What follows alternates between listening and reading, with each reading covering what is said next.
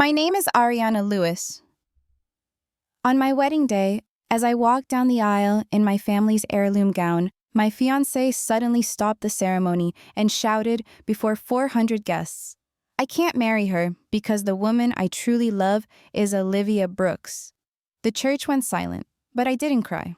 I placed my hand on my stomach and said, "Well then, our child will be disappointed to learn their father is a coward." In that single moment, I turned my ruined wedding into the opening move of a battle that would change my life forever. Before I share my full story, tell me in the comments where you're watching from. Don't forget to hit the like button and subscribe. Trust me, you'll want to hear what happens next. The smell of magnolias drifted through the stained glass windows of St. Louis Cathedral that morning. I stood in the bride's room, running my fingers over the delicate lace of my mother's wedding dress. The same one she'd worn 32 years ago when she married Daddy in this very church. The ivory silk had yellowed slightly with age, but Grandma Lucille had worked her magic with some careful restoration. "Every Lewis woman has worn this dress," she'd whispered as she helped me into it an hour ago, her weathered hands surprisingly steady as she fastened each pearl button. 400 guests waited in those pews. 400 witnesses to what I believed would be the happiest day of my life. Michael had insisted on the grand affair, typical of a Carter, really. His family's real estate empire demanded spectacle, and I'd convinced myself that his need for perfection was just another form of love. The organ music swelled. My bouquet of white roses trembled in my hands, not from nerves, but from anticipation. 29 years I'd waited for this moment. 29 years of watching friends marry, of being the perpetual bridesmaid, of deflecting well-meaning questions at family gatherings. But here I was, Ariana Lewis, about to become Mrs. Michael Carter. Daddy took my arm at the entrance. I could feel him trembling slightly. He'd never been good with emotions. The doors opened, revealing a sea of faces turned toward me, their expressions soft with that particular tenderness reserved for brides. Michael stood at the altar, devastatingly handsome in his charcoal gray tuxedo, but something was wrong. His jaw was clenched, his hands clasped too tightly in front of him. Each step down that aisle felt like crossing an ocean. My smile never wavered. Years of Southern upbringing had taught me that much. The whispers started when I was halfway there. Michael had turned to his groomsmen, said something that made them shift uncomfortably. Father Benedict cleared his throat as I reached the altar. "Dearly beloved, we gather here today." "Stop." Michael's voice cut through the church like a blade through silk. The blood in my veins turned to ice water, but I kept that smile frozen on my face. This wasn't happening. This couldn't be happening. "I'm sorry, Ariana." He turned to face the congregation, not me, always the showman. "I can't do this. The woman I truly love isn't Ariana. It's Olivia Brooks." As the church erupted in gasps, I watched Olivia, his personal assistant, my friend, stand up from the third pew, her hand pressed to her mouth in what I now realized was rehearsed shock. My bouquet hit the floor, white roses scattering across the aged marble. But I didn't cry. Instead, I felt something else entirely. A strange, cold clarity. My hand moved instinctively to my belly, to the secret I'd planned to share on our honeymoon. The baby that would have been our surprise, our joy, was now my armor. "Well then." My voice rang out clear and strong, surprising even me. "I suppose our child will be disappointed to learn their father is a coward." The church fell silent. Michael's face strained of color. "According to the prenuptial agreement you insisted I sign," I continued, each word deliberate as a hammer strike, "any child of ours inherits 35% of Carter Holdings." I picked up my bouquet with dignity that would have made Grandma Lucille proud. "I'll have my lawyer send over the paternity test request on Monday." I turned and walked back down that aisle, my mother's dress trailing behind me like a battle flag. The cypress trees along the Mississippi looked exactly as they had when I was 7, running barefoot through the marsh grass while Grandma Lucille called warnings about water moccasins from the porch. Her house, my house now, sat on stilts like a weathered gray heron, watching over the slow-moving river. The paint was peeling in places, and the screen door still sang that same rusty song when you opened it. "Ain't no shame in coming home," Grandma said as she poured sweet tea into mason jars that afternoon. She hadn't asked questions when I'd shown up in my wedding dress, mascara raccooned around my eyes despite my best efforts. She'd simply drawn me a bath, laid out my old bedroom, and started cooking red beans and rice like it was any other Sunday. The first few days blurred together. I'd wake at 3 a.m., my hand reaching for a body that wasn't there, then remember. The remembering was the worst part, that moment when sleep's mercy ended and reality crashed back. My phone buzzed constantly until I threw it in the kitchen drawer, but Grandma, bless her, had kept the house newspaper-free and internet sparse. She was my fortress against the world's prying eyes. Saw Ethan Walker at Rouse's yesterday, she mentioned casually one morning, about a week after I'd returned. Says he opened up that coffee shop on Magazine Street he was always talking about. Ethan. I hadn't thought about him in years, not since law school when we'd studied for the bar exam together, fueled by ambition and too much caffeine. He'd been the one who'd made me laugh during those brutal all-nighters, who'd believed I could be more than just some society wife. Don't need coffee, I muttered, but Grandma just hummed and went back to her crossword. The morning sickness started the next day. I found myself hunched over the toilet, Grandma holding my hair back with hands that had done this for my mother and her mother before that. How far along? She asked simply. 8 weeks? The words came out between retches. I was going to tell him in Santorini. She made a sound that might have been sympathy or might have been disgust. With Grandma, you could never quite tell. Well, baby don't care about your plans. Baby just is. That evening, I discovered why my phone had been buzzing so insistently. A video of the wedding, someone had filmed Michael's announcement, and my response had gone viral. Billionaire's bride's revenge, the headlines screamed. My private catastrophe had become public entertainment. The next morning, I was contemplating whether I could survive 9 months on Grandma's cooking alone when the screen door sang its rusty song. Ethan Walker stood on our porch, looking nothing like the stressed law student I remembered. His suits had been replaced by worn jeans and a Saints t-shirt, his ambitions seemingly traded for laugh lines and a thermos of coffee. Heard you might need a friend, he said simply, holding out the thermos. It's decaf. Lucille mentioned you might be off the regular stuff for a while. I wanted to be angry at Grandma for meddling, but the coffee smelled like comfort, and Ethan's smile held no pity, just warmth. The vultures are circling, he continued, gesturing toward the road where I could now see a news van idling. Thought you might need someone who knows how to tell them to go to hell. Legally speaking, of course. You're not a lawyer anymore, I pointed out, accepting the coffee. No, but I remember enough to know they're trespassing on private property. He grinned. Plus, I make a mean, media-deflecting latte. It's my specialty. For the first time in days, I found myself almost smiling. Sofia Delgado arrived at Grandma's house like a hurricane in Louboutins, her briefcase hitting our kitchen table with the authority of a judge's gavel. She was everything I wasn't feeling. Sharp, confident, ready for war. Ethan had recommended her, said she was the kind of lawyer who ate corporate attorneys for breakfast and used their bones to pick her teeth. Let me get this straight, she said, her New Orleans accent wrapping around the words like Spanish moss. Michael Carter wants to deny paternity to avoid the prenup clause. She actually laughed. Oh, honey, we're going to destroy him. The legal documents she spread across Grandma's table looked like battle plans, which I supposed they were.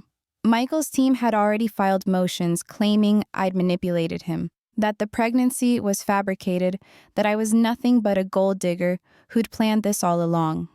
The irony, I said, staring at a particularly nasty affidavit from Olivia, claiming I'd been unstable throughout our relationship, is that I never wanted his money. I wanted Sunday mornings and babies and someone to grow old with. Well, now you'll get the money and the baby, Sophia said pragmatically. The Sunday mornings you'll have to source elsewhere. The court-ordered paternity test was scheduled for the following week, but that evening, Nathan Carter, Michael's half-brother, appeared at our door with a warning. Michael was planning to claim the baby wasn't his, that I'd been unfaithful. He had manufactured evidence. Nathan looked nothing like Michael. Where Michael was golden and polished, Nathan was dark and sharp-edged, wearing his lesser status in the Carter empire like armor. He'd inherited just enough shares to be noticed, but not enough to matter, until now. Why are you telling me this? I asked, gripping my tea mug to keep my hands from shaking. Because Michael destroyed everything he touches, Nathan said quietly, including our father, including me. Maybe it's time someone stopped him. After he left, I sat on the porch watching the river carry debris toward the Gulf. Branches, leaves, pieces of other people's lives. Ethan found me there an hour later. You okay? He settled beside me, close enough that I could smell his coffee shop scent. I used to think the worst thing would be raising this baby alone, I admitted. Now I realize the worst thing would be raising it with a father who sees it as a financial liability. Ethan was quiet for a moment. Then, my dad left when I was 10. Not the same thing, I know. But my mom used to say that being chosen to be someone's only parent was the highest honor in the world. Your mom sounds wise. He smiled sadly. She would have liked you. She had a thing about women who didn't cry when they should be crying. Said they were saving their tears for something more important. The DNA test came back exactly as expected. 99.9% probability that Michael Carter was the father. Sophia released the results to the press with surgical precision, right when Michael was scheduled to announce a major development deal. The photos of him leaving the courthouse, jaw clenched and handler scrambling, made the front page of the Times-Picayune. Part 1 of our victory, Sophia announced, popping champagne, sparkling cider for me, in Grandma's kitchen. Now we go for the shares. But that night, as I lay in my childhood bed, feeling the baby flutter for the first time, tiny bubbles of life that made everything suddenly, terrifyingly real, I wondered what victory really looked like. Was it Michael's destruction, or was it simply surviving this with my dignity intact? Outside, a mockingbird sang through its repertoire of stolen songs, and I thought about how we all carry pieces of other people's music, playing it back in our own voices until we forget what was ours to begin with. Gabriel decided to arrive during Hurricane Marina. Of course he did. Even in utero, my son had his father's flair for drama, though I hoped that would be the only trait he'd inherit. The rain lashed against the hospital windows as I gripped the bed rails, Grandma Lucille on one side and Ethan on the other. Just like your mama, Grandma muttered as another contraction rolled through me. She came during Betsy, in 65. Lewis women never do anything the easy way. 18 hours later, Gabriel Lewis entered the world screaming his displeasure at the entire situation. When they placed him on my chest, this tiny, perfect, furious person, everything else fell away. The lawsuit, Michael, the viral video, the shame. None of it mattered compared to those impossibly small fingers wrapping around mine. He's got your stubborn chin, Ethan observed from his chair by the window, where he'd maintained a respectful distance during the more intimate moments. He'd driven us through the storm when my water broke, never complaining as I cursed his ancestors and threatened his manhood during particularly bad contractions. Poor kid, I managed, exhausted but unable to stop staring at my son. My son. The words felt foreign and perfect all at once. The next morning, as I was learning to breastfeed and marveling at Gabriel's ability to sound like a pterodactyl, Michael and Olivia walked into my hospital room like they owned it. Which, technically, Michael's family did. Carter Memorial Hospital was named after his grandfather. Get out. My voice was calm, which seemed to surprise Michael more than anger would have. Ariana, we need to discuss security, I called, not loudly but firmly. New mother hormones apparently came with a side of absolute clarity about boundaries. But Michael stepped forward, his eyes on Gabriel. I have rights. You have nothing. Sophia materialized in the doorway like an avenging angel in a power suit, despite it being 7 a.m. on a Sunday. Mr. Carter, any communication with my client goes through me. And Miss Brooks, I believe there's a restraining order with your name on it after that charming affidavit you signed. What happened next surprised everyone. Olivia started crying. Not delicate tears, but ugly, wrenching sobs. I'm sorry, she gasped out. I'm so sorry, Ariana. He made me. I never wanted. Michael grabbed her arm, trying to pull her from the room, but she wrenched away. No, I'm done. I'm done being your puppet. She looked at me, mascara streaming. Check your email. I sent everything. They left in a flurry of threats, Michael, and broken sobs. Olivia, leaving us in a silence broken only by Gabriel's snuffling against my chest. Well, Grandma said after a moment, that was better than cable television. That evening, while Gabriel slept in his bassinet and the hurricane finally moved inland, I read Olivia's emails. 23 documents detailing Michael's financial manipulations, his affairs, plural, not just with her, and most damning, his plan to declare Gabriel illegitimate using falsified evidence of my supposed infidelity. But there was more. Buried in her confessions was a single line that changed everything. Nathan knew. Nathan has always known. He's been planning this for years. I looked at my son, so small and perfect and unaware of the chess game being played around him. Outside, the storm had passed, leaving that peculiar clarity that only comes after chaos. The air smelled clean and new, full of possibility. We're going to be okay, baby boy, I whispered. Mama's going to make sure of it. Ethan stirred in his chair, where he'd been dozing. Did you say something? Just making promises I intend to keep, I said. And for the first time in months, I meant it. The boardroom at Carter Holding smelled like old money and new fear. I sat at the mahogany table in my mother's vintage Chanel suit. Grandma had insisted, saying if I was going to war, I should dress like a queen. Gabriel was 3 months old now, safely at home with Grandma, but I carried his photo in my pocket like a talisman. Miss Lewis, the chairman began, his discomfort obvious, while we appreciate your position as guardian of young Gabriel's interests, surely you understand that board meetings aren't what? Sophia interrupted smoothly. Aren't places for the legal representative of your second largest shareholder? Because I have documentation that suggests otherwise. The room shifted uncomfortably. Michael sat across from me, his golden boy facade cracking at the edges. The past months had not been kind to him. Federal investigators had taken an interest in those financial documents Olivia had provided, and whispers of embezzlement had sent stock prices tumbling.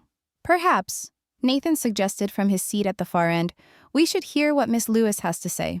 After all, she represents significant holdings now. As I began presenting my analysis of the company's financials, those late nights studying with Ethan had paid off. I noticed something others had missed. The embezzlement went deeper than Michael. The patterns pointed to someone else, someone who'd been playing a longer game. The Henderson development, I said, pulling up the documents. The Riverside project. The Chupatulas complex. All of them have the same irregularities, but they predate Michael's involvement by years. The room went silent. Nathan's face had gone very still. What are you suggesting? The chairman asked. I'm suggesting that someone has been slowly bleeding this company for over a decade. Someone with just enough access to move money, but not enough oversight to get caught. Until now. Michael's head snapped toward his half-brother. Nathan? The meeting devolved into chaos after that. Accusations flew, lawyers were called, and through it all, Nathan sat perfectly still, a small smile playing at his lips. As security escorted him out, he paused by my chair. Well played, Ariana, he murmured, though you might want to check who really sent those documents. Olivia was just the messenger. That night, I found Ethan waiting on Grandma's porch with a bottle of wine and 2 glasses. Heard you caused quite a stir today, he said, pouring generous amounts. The whole French Quarter is buzzing about the Carter Empire imploding. I didn't mean for it to happen like this, I admitted, sinking into the rocking chair beside him. I just wanted to protect Gabriel's interests. You did more than that. His voice was warm with something that might have been pride. You exposed years of corruption. That took courage. Or stupidity. I sipped the wine, letting its warmth spread through my chest. I made enemies today, powerful ones. You also showed them you're not someone to be underestimated. He turned to face me fully. Ariana, there's something I need to tell you about why I really left law. My stomach clenched. Not another betrayal. I couldn't handle another betrayal. I was the one who drafted the first version of Michael's prenup. Years ago, when he was engaged to someone else. I knew what kind of man he was, what he was capable of, and I still helped him protect his assets over people. He ran his hand through his hair. I quit the next day, but I've been carrying that guilt ever since. When I heard what happened to you, you felt responsible, I finished.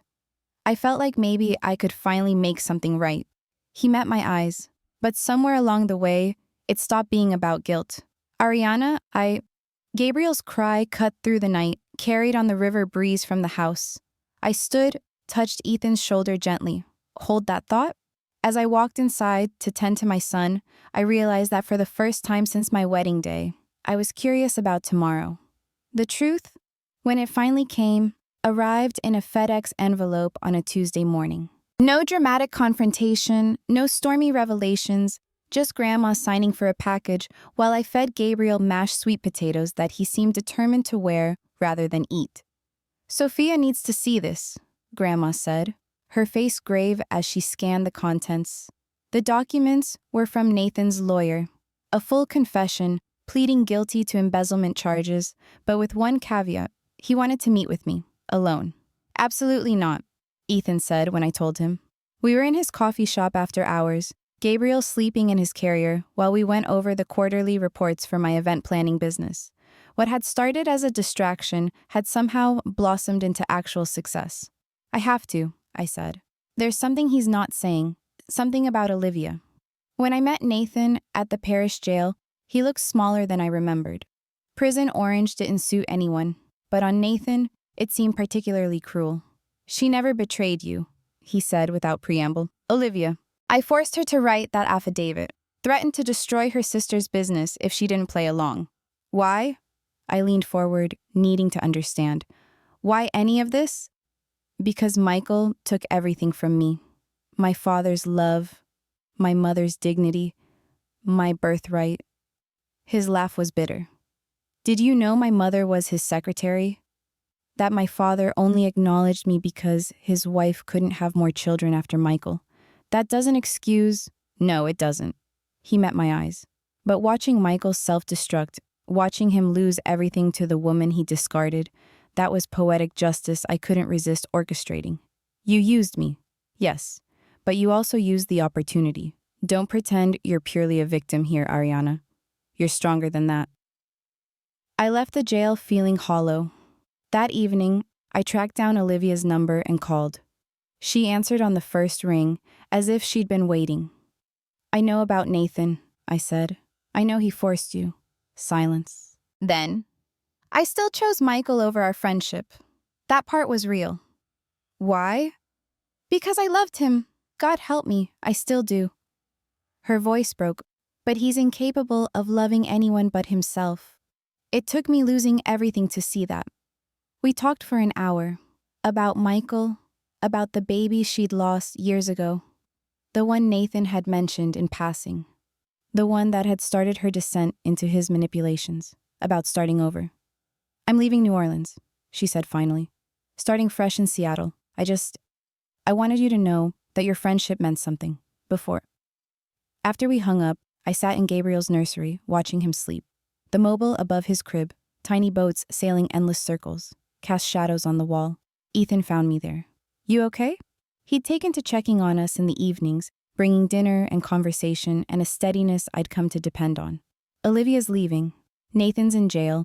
Michael's facing federal charges." I laughed, but it came out wrong. "I won. So why do I feel so empty?" He sat on the floor beside the rocking chair, his presence solid and warm. "Because you're a good person. Good people don't celebrate other people's destruction, even when it's deserved." "Michael came by yesterday," I admitted. "While you were at the shop. He wanted to see Gabriel." Ethan's jaw tightened. "And?" "I let him. Supervised. For 5 minutes." I met his eyes expecting judgment. "He's still Gabriel's father." "You're a better person than I am," Ethan said quietly. I would have slammed the door in his face. "No, you wouldn't have." I reached for his hand. "You would have done exactly what I did, because you would have thought about Gabriel first." That night, after Ethan left and Gabriel was down for the night, I stood on Grandma's porch and watched the Mississippi roll by. Somewhere out there, Olivia was packing her life into boxes. Nathan was lying on a narrow cot. Michael was probably with his lawyers, planning appeals. And I was here, exactly where I'd started, but completely different. Tomorrow, I had 3 events to plan, a baby to raise, and a life to live. It wasn't the life I'd planned, but maybe that was the point. The courtroom smelled like lemon polish and desperation. 6 months had passed since Nathan's arrest, and now we were here for the final custody hearing. Michael, out on bail pending his federal trial, sat with his team of lawyers looking like a shadow of his former golden self. I sat with Sophia and tried not to fidget with my mother's wedding ring, which I'd taken to wearing on my right hand, a reminder of the strength that ran through Lewis women. "Your Honor," Michael's lead attorney began, "my client acknowledges his mistakes but maintains his parental rights." Mistakes? I couldn't help the laugh that escaped. "Is that what we're calling embezzlement and attempted fraud now?" Judge Cornelius, a stern woman with silver hair and knowing eyes, raised her hand. "Miss Lewis, you'll have your turn." But my turn, when it came, wasn't what anyone expected. I stood, Gabriel's photo in my pocket, and pulled out a letter. One I'd written at 3 a.m. when the baby wouldn't sleep, and clarity came with exhaustion. "Your Honor, I'd like to read something my mother wrote to me before she died." I was 12. The letter wasn't from my mother to me. It was from me to Gabriel, written in the style of my mother's wisdom, about forgiveness and strength and the complexity of love. "My darling son," I read, my voice steady. "One day you'll ask about your father, and I'll tell you the truth, that he was a flawed man who made terrible choices. But I'll also tell you that you are not his choices. You are not my pain. You are your own person, with your own light, and no one's darkness can diminish that." The courtroom was silent. Even Michael's lawyers had stopped shuffling papers. "I stand here not asking you to punish Michael Carter," I continued. "I stand here asking you to protect Gabriel Lewis, to give him the chance to know his father, if and when Michael proves he can be one. But until that day, I ask for sole custody, with supervised visitation when appropriate." Judge Cornelius studied me for a long moment. "Mr. Carter, do you have anything to say?" Michael stood slowly. For the first time in years, I saw the man I'd fallen in love with. Vulnerable, uncertain, real. He cleared his throat. "I was raised to value legacy over love, money over meaning. I don't know how to be a father, but maybe that's why I need to learn." "Supervised visitation once monthly," the judge ruled. "To be revisited in 1 year, pending Mr. Carter's legal situation. Sole custody to Miss Lewis." As we filed out, Michael caught my arm. "The letter. Your mother didn't write it." "No," I admitted. "But she would have. That's what matters." That evening, Grandma Lucille cooked a feast. Gumbo and cornbread and pecan pie. Ethan came by with champagne, and we sat on the porch, watching Gabriel try to eat his own feet while the sun set over the river. "You did good today, Cher," Grandma said, using the endearment she saved for special occasions. "Your mama would be proud." "I almost feel sorry for him," I admitted. "Michael, is that crazy?" "Pity and forgiveness ain't the same thing," Grandma said. "You can feel sorry for a snake, but you still don't let it in your house."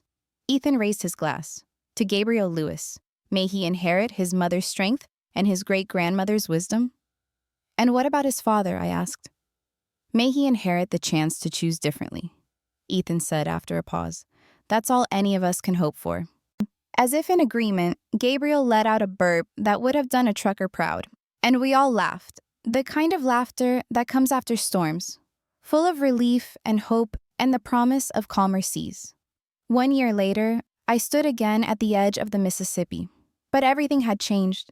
Gabriel toddled beside me, his chubby hand gripped firmly in mine as he pointed at the boats with the kind of wonder only a 14-month-old could muster. "Bo, Bo," he shrieked with delight, and I couldn't help but laugh. "That's right, baby. Boats." The afternoon sun painted the river gold, the same color as the small box in my pocket. Ethan had asked me to meet him here, at the spot where we'd scattered the ashes of my old life and watched new dreams take root. Behind us, the French quarter house I'd bought with the settlement money from Carter Holdings stood proud. Not grand like Michael's mansion had been, but real and mine and full of the kind of life I'd actually wanted. My event planning business had grown beyond my wildest hopes. Turns out, people loved hiring the woman who'd turned personal catastrophe into triumph. It gave them hope that their own celebrations could weather any storm. Michael had started writing to Gabriel, letters for when he was older, taking accountability for his choices. He was serving a reduced sentence, having cooperated with federal investigators. Nathan, surprisingly, had become a mentor to other inmates, teaching financial literacy. Even Olivia had found peace in Seattle, sending Christmas cards with pictures of her new life. "Mama!" Gabriel's voice pulled me back. Ethan was walking toward us, carrying a picnic basket and wearing that smile that had become my favorite sight. "Sorry I'm late," he said, setting down the basket to swing Gabriel up into his arms. My son, who'd become our son in every way that mattered, giggled and grabbed Ethan's nose. "You're right on time," I said, and meant it. As we spread out the picnic blanket, Ethan caught my hand. "Ariana, I need to ask you something." I knew what was coming. Had known since I'd found the ring box hidden behind the coffee beans in his shop. But I let him have his moment. This man who'd shown me that love could be steady and sure and still exciting. "You've already said yes," he laughed when he saw my face. "Haven't you?" "Maybe," I grinned, "but ask anyway." So he did, right there with Gabriel trying to eat sand and boats passing by and the ghost of my old life watching from somewhere across the water. And I said yes, not because I needed saving or completing, but because I'd learned that choosing happiness wasn't weakness. It was the ultimate strength. Later, as we walked home with Gabriel asleep in Ethan's arms, I thought about that girl in the wedding dress who'd thought her world was ending. She'd been right, in a way. That world had ended. This one, messy and real and entirely mine, was so much better. "What are you thinking about?" Ethan asked. I looked at my family, at the home waiting for us, at the business cards in my pocket for tomorrow's client meeting. I thought about Michael's letters stacked in Gabriel's future box, about forgiveness that didn't require forgetting, about the way broken things sometimes reformed into something stronger. "I'm thinking," I said, "that Grandma was wrong. Lewis women don't do things the hard way. We do them our way, and that makes all the difference." The river carried our laughter downstream, toward the Gulf, toward tomorrow, toward all the possibilities we hadn't dared to imagine when this journey began.